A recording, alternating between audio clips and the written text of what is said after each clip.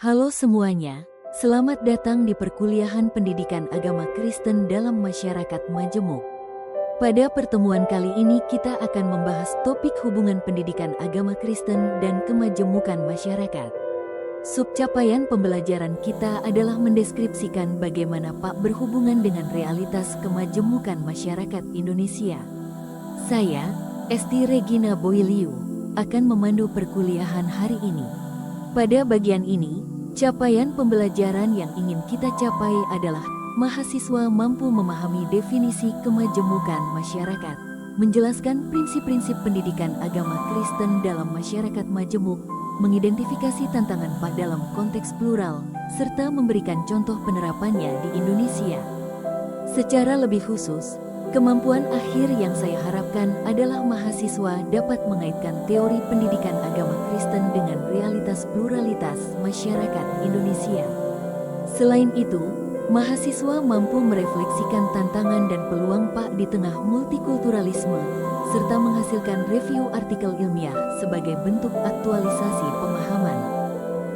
Kita semua tahu bahwa Indonesia adalah negara yang sangat majemuk.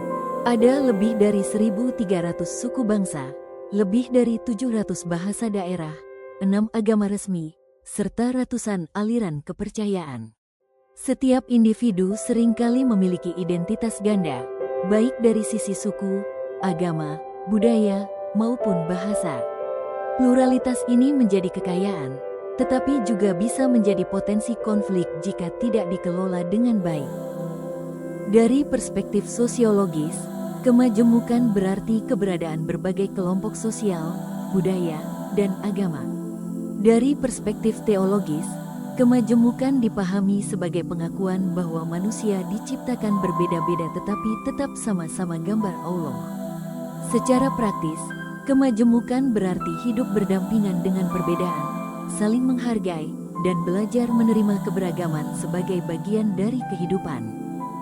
Pak dalam masyarakat majemuk perlu didasarkan pada 4 prinsip utama. Pertama, inklusif, yaitu terbuka dalam menerima keberagaman. Kedua, dialogis, yakni mengedepankan komunikasi lintas iman. Ketiga, transformatif, yaitu membawa perubahan ke arah keadilan dan perdamaian. Keempat, kontekstual, artinya sesuai dengan realitas lokal masyarakat di mana kita berada. Landasan teologisnya jelas, Tuhan menciptakan manusia dalam keberagaman, sebagaimana tertulis dalam Kejadian 1 ayat 27. Kristus datang untuk mempersatukan, seperti dalam Efesus 2 ayat 14-16. Gereja juga dipanggil untuk menjadi garam dan terang dunia, menurut Matius 5 ayat 13-16. Karena itu, Pak harus mengajarkan iman yang mempersatukan, bukan yang memecah belah. Dalam konteks plural, pendidikan agama Kristen memiliki 3 fungsi penting. Fungsi edukatif, yaitu memberi pemahaman iman Kristen yang relevan. Fungsi sosial, yakni menumbuhkan toleransi dan kerjasama. Dan fungsi profetik, yaitu berani bersuara melawan ketidakadilan dalam masyarakat majemuk. Tentu ada tantangan besar, misalnya eksklusivisme agama, radikalisme dan intoleransi, diskriminasi terhadap minoritas, serta pola pendidikan agama yang masih bersifat dogmatis. Bahkan kurikulum di banyak sekolah dan perguruan tinggi belum sepenuhnya sensitif terhadap realitas pluralitas masyarakat. Namun, di balik tantangan, ada peluang besar.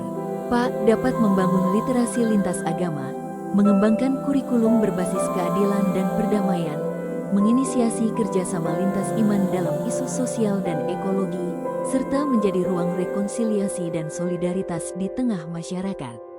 Sebagai bahan diskusi, mari kita lihat kasus konflik rumah ibadah di Indonesia. Beberapa daerah di Indonesia sering mengalami penolakan atau bahkan perusakan rumah ibadah, baik gereja, masjid, maupun tempat ibadah agama lain.